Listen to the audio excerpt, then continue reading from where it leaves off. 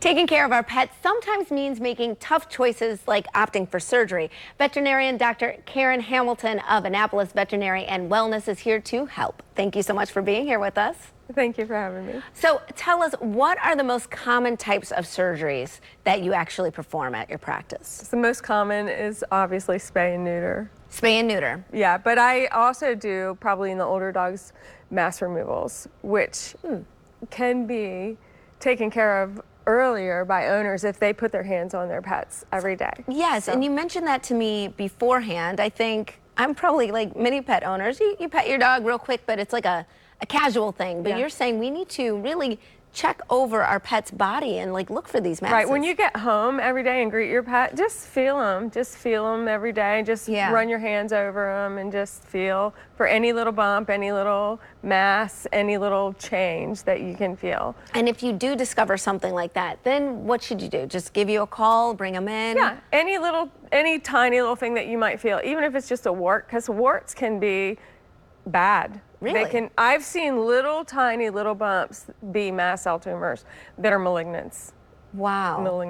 So then what do you want pet parents to know just about surgery in general? If you could just impart some sort of knowledge and give them some, I guess, a little bit of relief, because it's nerve-wracking. It's really scary for owners to turn their pet over to me and say, here you go. Yeah, it's our baby. I'll see you in a few hours. It's really scary. So we use the same anesthesia that human medicine uses. We run blood work prior to doing it. So this week alone, I had a 5-year-old pit bull that I picked up early renal failure prior to doing the surgery. At 5 years old? 5 years old. Wow. Yep. So you did detect that really early. I did detect it. I actually saw one parameter, and so I decided to add another little slide in and just double check. And sure enough, it was early renal failure.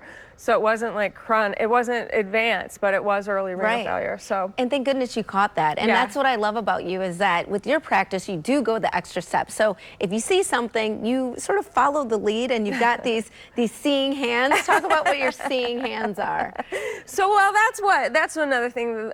When you do come in for your yearly, I will put my hands over your pet and feel and find any little tiny thing, hopefully. Yes. But I can't, find it like you can. I'm not putting my hands in between the toes and, all over every little square inch of your pet. So that's what you can do at home. And then another thing too that you were telling me about too is with your hygiene for your mouth, like the dental work that you do for dogs. I'm thinking that it's fine that you just take the dog to the groomer and the groomer's going to brush the teeth, but you said no, you got to take the dog to the vet. 80% of dogs by the age of 2 have periodontal disease. My goodness, 80%. And dogs have 5 times worse mouths than we do because their mouths are more alkaline. So they have worse teeth than we do. So periodontal disease is disease with the gums, not just the teeth, it's gums, bone, soft tissue around the teeth.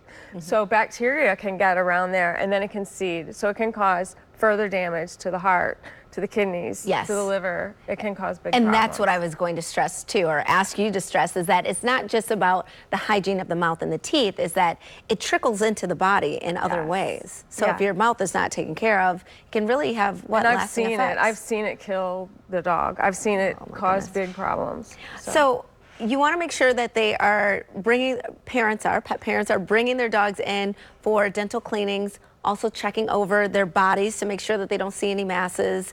And you talk about all of this on your show.